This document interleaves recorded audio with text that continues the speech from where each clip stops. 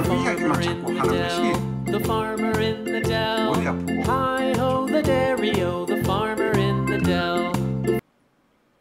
어떨 때는 듣기 싫은 것도 있으실 것 같아서 사주 이야기 이외에 다른 이야기를 종종 하게 됩니다.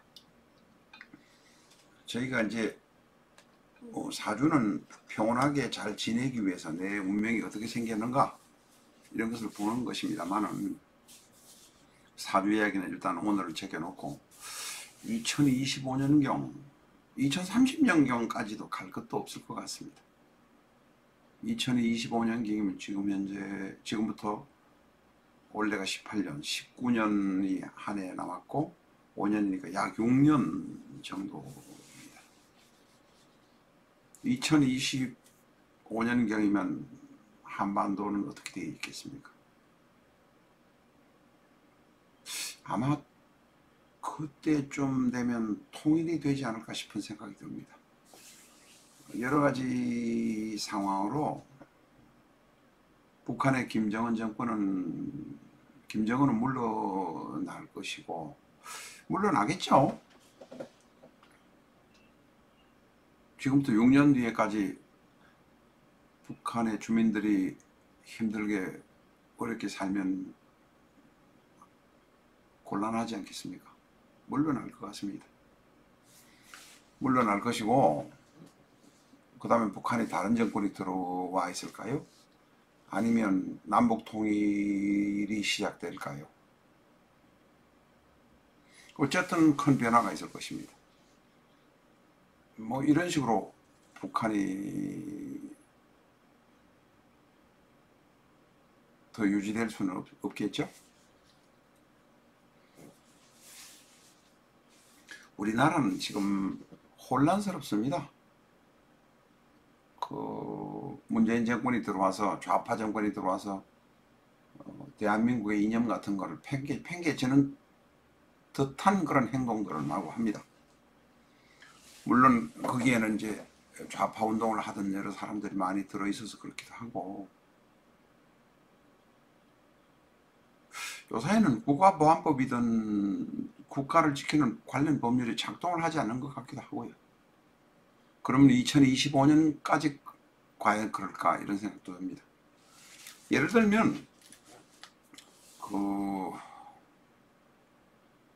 1987년입니까? 88년 88 올림픽 하기 전에 87년 12월 달인가 칼 858기 폭파 사건이 났습니다. 그러니까 지금 30년 됐습니다. 김현희 씨 나이가, 그때 폭파범으로 되었던 김현희 씨 나이가 그때 25이 됐으니까 지금은 56 정도 됐겠네. 55 정도 됐겠네. 만인지 아닌지는 모르지만, 그 김현희 사건은 노무현 정권 때 북한에서 폭파한 것이 맞다라고 정리가 됐습니다. 정리가 됐는데 요새 무슨 방송인가 그 이상한 방송 있지 않습니까? 그런 방송, 인터넷 방송이죠. 에서 나와서 뭐 신부란 사람도 뭐 신분지, 그게 예를 들어서 북한 공작원인지 뭔지도 모르는 신분이 모를 그런 사람이 하고, 이상한 탈북자들 여기 와서 계속 말썽만 일으켰던 탈북자들하고 와서 김현희가 폭파범이 아니다라고 막 계속 주장합니다. 왜 그러는 겁니까? 안 그래도 살기 힘든 사람들 힘들게 막 헷갈리게 합니까? 공안기관에서는 그런 걸 뭐 그냥 놔두고 있습니다. 왜 놔두는 겁니까? 이북에 갔다 오고 뭐 거기 가서 애 놓고 하는 황선이라는 여자도 나와가지고 김정은이가 오면 오는 거죠. 문재인 대통령이 초선했으니까 오면 오는 겁니다. 근데 뭐 칭송위원회를 하고 칭송을 한다느니 뭐 한다느니, 그 사람이 아니라도 김정은 위원장이 여기 오면 환영이나 접대를 할 사람들이 있지 않겠습니까? 하면 되는 겁니다. 근데 왜 나서가지고 그럽니까? 정말로 꼴보기 싫습니다. 우리 같은 서민들도 꼴보기가 싫습니다. 그런 사람들도 2025년경에 있을까요? 남북한이 통일되거나 무슨 일이 나면 대한민국에 어떤 적대적인 행위를 했다는 사람들도 드러나겠죠. 그때는 그때입니다만은 우리나라는 공권력이 작동하지 않은 것 같은 생각이 자꾸 듭니다.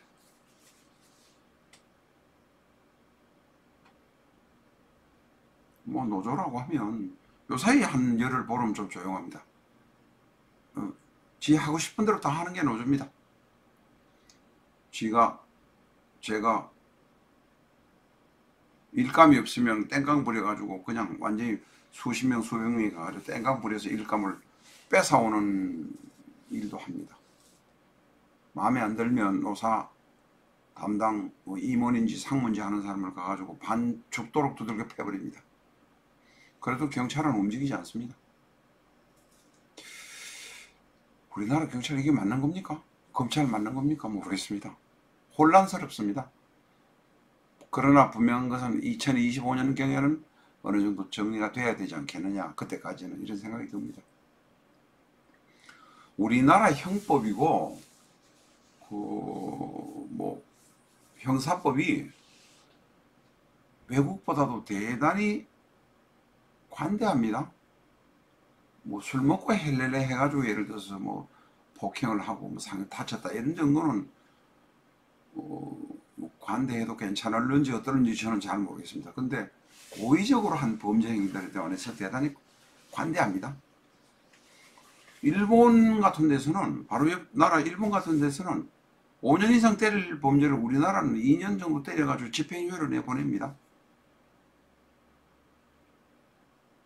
변호사들이 능력이 좋아서 그런 겁니까? 아니면 변호사가 로비를 잘해서 그런 겁니까? 아니면 정말로 대한민국이 인권국가라서 가능하면 교도소나 형무소에서 수감을 안 시키고 풀어주는 겁니까?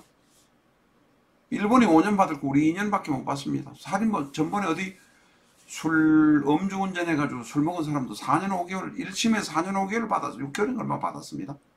일본 같으면 7, 8년 10년 받습니다. 중국 같으면 20년이나 30년 받습니다. 대한민국이 인권국가인 것은 좋습니다. 인권국가가 되어야죠. 그러나 남북이 대치하고 이런 상황에서 고위 형사범, 국사범에 관해서 너무 예를 들면 모르는 법을 적용하는 것이 아닌가 이런 생각이 많이 듭니다. 여러분 생각 어떻습니까? 그래서는 안 될 것 같습니다. 그런데 그러면서도 한쪽에서는 헬조선 합니다. 박근혜 대통령 시절에 언짢고 기분 나쁜 일이 많이 있었으니까 뭐 그럴 수도 있습니다. 문재인 정권 시절에 되고도 마찬가지입니다. 헬조선 합니다. 헬조선 하는 사람들 자기 사주가 자기 운명이 나쁘다는 거 알고 있을까요? 저는 모를 것 같습니다.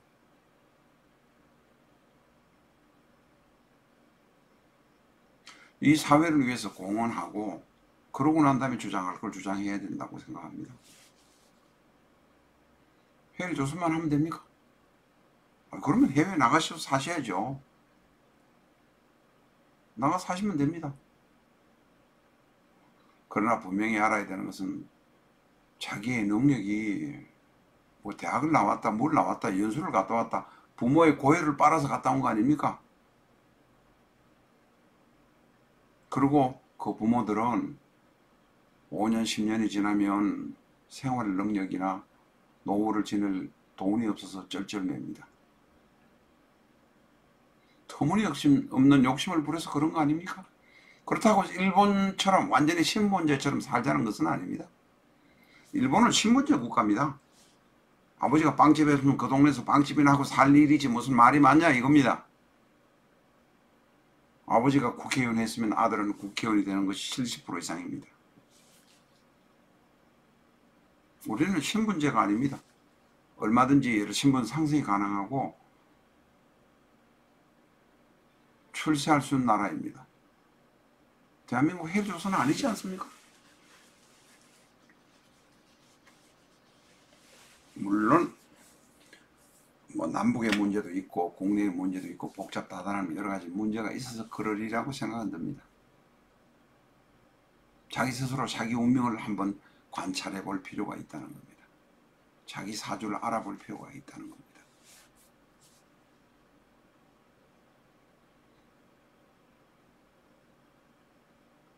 내가 별로 능력도 없고 머리도 좋지 않고 집안의 사정도 좋지 않으면 그렇게 살 수밖에 없는 거 아닙니까? 노력을 하지 말라는 뜻이 아닙니다. 신분 상승을 하지 말라는 당연히 해야 됩니다.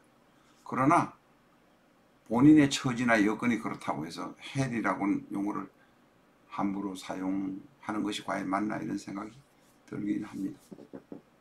본인 스스로 본인의 처지나 운명을 알아볼 필요도 있습니다. 지가 출세 못하면 헬조선입니까? 그럼 북조선으로 가보시든지. 현실에 대한 부정, 젊은 분들은 잘 모릅니다. 이게 어렵고 상황이 여러 가지 고통을 많이 겪고 자기 뜻대로 안 되고 직장에서 실직하고 쫓겨나고 집안에 불화가 생기고 이혼하고 그럴 때 그러고 나면 사주 보러 옵니다.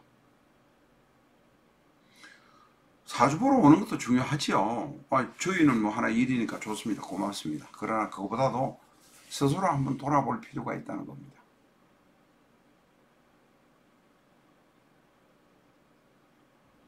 돈도 없으면서 뭐 계속 해외여행 다니고 남 가는 연수는 다 가야 되지 않습니까? 그래야 되느냐 안 봅니다. 그렇지 않을 겁니다. 해외 연수 잘 갔다 와서 해외 유학 갔다 와서 성공하는 건 아니잖아요. 해외 유학 갔다 와서 제대로 한국에 돌아와서 자리 잡는 사람은 30% 미만이라고 합니다. 스스로 본인을 돌아보는 그런 것이 필요하지 않을까. 스스로 자기 자신의 처지와 운명을 한번 되돌아보는 것이 필요할 것 같기도 합니다. 더 필요하시면 저희 사주 타로 유튜브에서 라타로 쳐보시고 네이버에서 라타로 쳐서 홈페이지 보시고 저희한테 오셔도 좋습니다. 라타로였습니다. 감사합니다.